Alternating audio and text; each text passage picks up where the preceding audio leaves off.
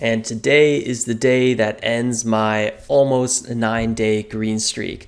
I was a little bit unfortunate, but I kind of felt it coming, not like when I woke up in the morning, but after I traded my first ticker, and that was HX. Horrible Chinese ticker. I hate trading Chinese tickers. I always say, I've had so many videos where I'm like, don't trade Chinese tickers, blah, blah, blah, or at least for me personally. And today I do it, and I was up $60, which is nothing based on my average position size. And I was like, I think if I keep trading this ticker, I'm going to end red on it. And that's exactly what happened. So I felt it coming because the price action was just so horrible on it.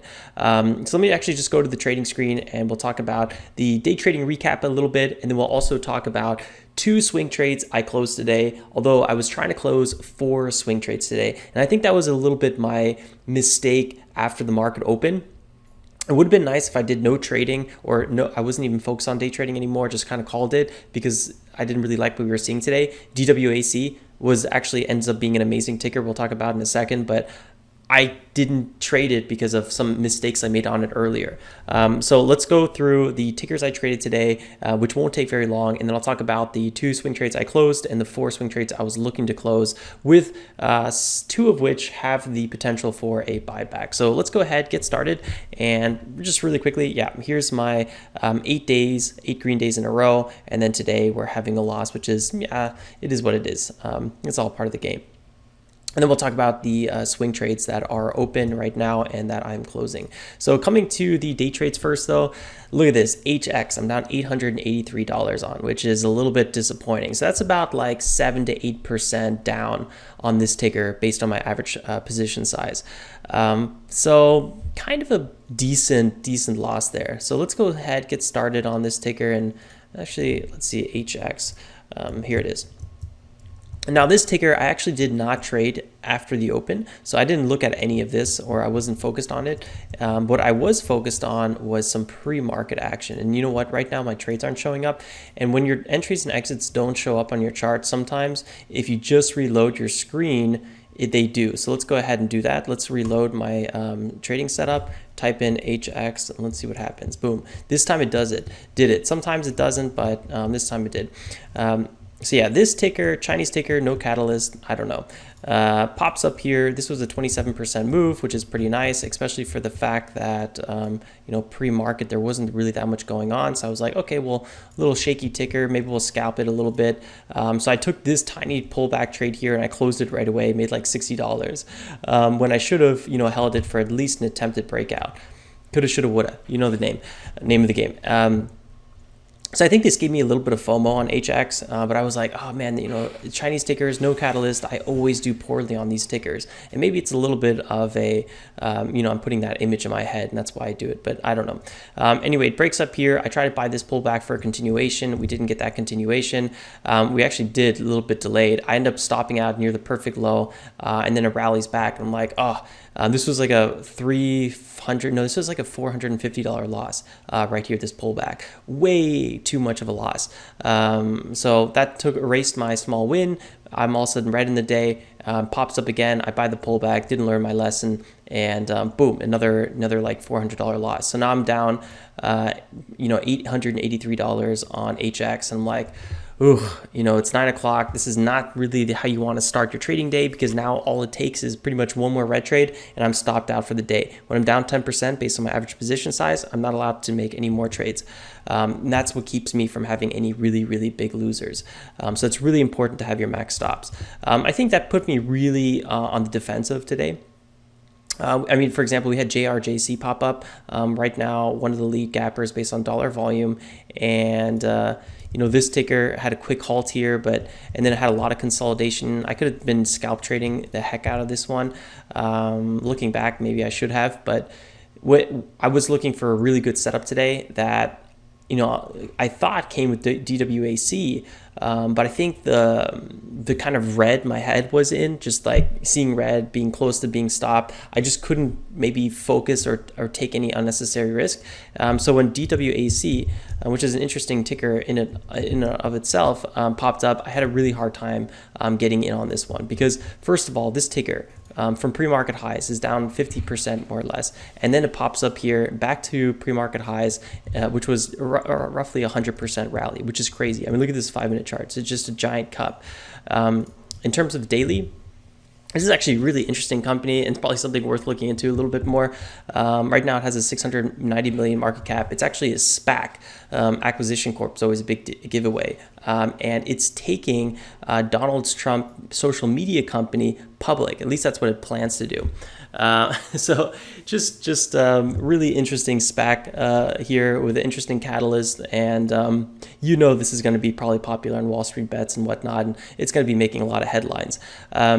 I should have been way more aggressive on trading this ticker, especially once we stall a solid pop up above VWAP and have a nice little open. So coming here to how I traded this ticker, you could really see I was trading scared today. I was trading like a little, I don't know, mouse that sees a cat. I'm just running around everywhere. I buy this little pullback here. This pullback was actually a really good entry, but guess what? I sell right away on the first pop. I could have held this one at least to the 9 EMA, walked away to 2% or so. Obviously, it runs way more than that. It's not really my strategy, but horrible trading there. I trade this pullback. It's extended. I close right away. It pops back up, and I'm like, this one I gave back my little bit of profit on this pullback, and then I'm like, okay, so pullbacks are selling off a little bit extended on this ticker, so I'm constantly waiting for an extended pullback. Guess what happens? There's none. This classic front side move right here would have been the way to trade this one, buying as we approach the 9 EMA and either adding into the rips or taking profits. But you could have been adding this one continuously. I mean, the run-ups on DWAC were just so nice. This right now is the lead gapper here at 86%, $3.1 billion being traded. Usually we'll be seeing tickers like around $500 million dollar volume at this point of the day, maybe 600, maybe 900 for a really aggressive ticker. So 3.1 billion is huge. Then again, to be fair, it does have a larger market cap than the tickers we're usually trading.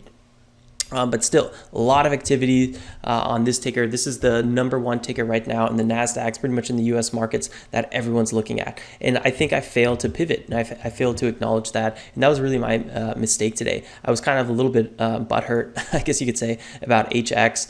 And more than that, I was just kind of cautious. I didn't want to max stop myself out for the day. And I think that was really my problem. I was trading, again, my P&L, and I wasn't trading the price action in front of me. And this was a big thing we were talking about yesterday, when all of a sudden you start thinking about, let's say, giving back profits. You start thinking about hitting your max loss. Those are all things, they're great and they're important, but you should not be thinking about it when you're trading, because what you should be thinking about is the stock that's right in front of you. And that's the mistake I made today. So that pretty much wraps up the day trading. Let me really quickly go to our swing trades. And for that, I will show you guys my swing trade portfolio, which you guys can obviously check out yourselves. Just go to my profile, which is tradejournal.co/Winkler, if you guys want to check that out. And then you can see my swing trades. So we have 4 trades here that we have pretty much most of these that I'm pretty eager to get out on. XL doesn't really count because this was just a starter size. This was pretty much just an alert that went off, and so we won't really be mentioning this one. But QS, I was waiting for a big bottom bounce on QS. I'm ready to potentially close as this one goes up another 2-3%. SOFI, I actually did close today. I was looking for a move to $22, but I closed at like $21.30 or something like that. Coin, it's been on a really strong move, and I was waiting for just a little bit more of a pop if we get it, and then I would close, because I feel like it's way too extended. I feel like it's already extended now, but I think we're gonna have a pullback and a continuation. But if we get like an unnecessary continuation today, then I'll probably be closing coin. So I didn't close this one today. And then INDI, I also closed because it reached a double top, and I'm just not really following this stock anymore. It feels like it's losing a lot of its steam. So I just ended up closing this one for a nice little profit as well. So let's review each one really quickly. Let's just go to the IRA account, and then you'll see the filled order. So SOFI and INDI we closed. Really good profit with SOFI, nice little 3,000 in the bank. But we've been holding SOFI for quite some time. So let's go to the charts and then go to the 4 hour, and then let's go to SOFI. Actually, let's start with QS. That was the first one we talked about. How about that? So QS, yeah, we've been actually, let's go to daily chart. It's been longer than I remember. So QS, QuantumScape, we did a little bit of a trade here when it popped out, broke out higher here at 23. I bought into the pullback. I was looking for a continuation all the way a little bit past 28, and right here I missed to sell, and now it's pulling back and having a little bit of a bounce. So if we reach this area again, I probably will go ahead and take profits on QS. I thought today we might have a bit of a runner, but volume's really low on QS, so it doesn't look like it. I'm still holding QS. I do like this position, and if I wasn't long this position, I'm not sure if I would buy right now, because I feel like risk reward right now is 1-to-1. That's not really something you'd want to see, but I think holding it right now is still worth it to see if we can at least have a double top here. But I'm not totally sure if we're going to break 28 and have that last little push. We'll see what happens. Let's keep going. Oh yeah, I think another big mistake, I'm not sure if I talked about it yet or not. Yeah, I did talk about it. I was so focused on getting some of these exits today on the swing trades that I think I messed up a little bit my trading as well, because DWAC was really a ticker I should have been super focused on, but I was always switching between INDI, even Oatly, PaySafe, QS, SOFI, XL. I was constantly looking at these tickers, seeing if they're reaching a certain exit points, which I usually only do pre-market. And I think that kind of took my attention off a little bit from what I should have been doing. So I did want to highlight that again, because I think that was a mistake I made today. Today I was just really not on my grind. I really feel it. Okay, so let's go to SOFI, the next ticker, SOFI. Oh, I do like this ticker, and I will definitely consider buying it back. So SOFI we had before the merger. This was a really, really nice trade we had. It was like a 50% profit we had on this merger trade. And then we pulled back, and my goal was always to rebuy. I started rebuying in this area, rebuying more here, and then we had a real round of bottom forming. I kept on rebuying. I should have bought more here, but I think I was maxed out. Yeah, I was maxed out on this portfolio, so I didn't. And then we've had a great rally, 30% rally. And we're kind of approaching this $22 big resistance zone. This is where I actually wanted to sell it, but it was looking really, really weak, so I ended up selling it today. Plus the volume's really light, and in a ticker that is moving up but has decreasing volume, that's a classic sign of divergence, and usually means that there's going to be a bit of a pullback and we're topping out. So that's why I ended up closing this ticker today with the intention of rebuying. If I could rebuy somewhere around this 180-day simple moving average, I would be pretty happy. So that's around 17.5 or something like that. I'm not sure if it's going to happen. Maybe it's not even going to dip below the $19-20 zone, which is the 9 EMA. So I would also be looking for a potential entry in this area. So this is a little bit scalpy for a swing trade to be closing here with an intention of rebuying so soon.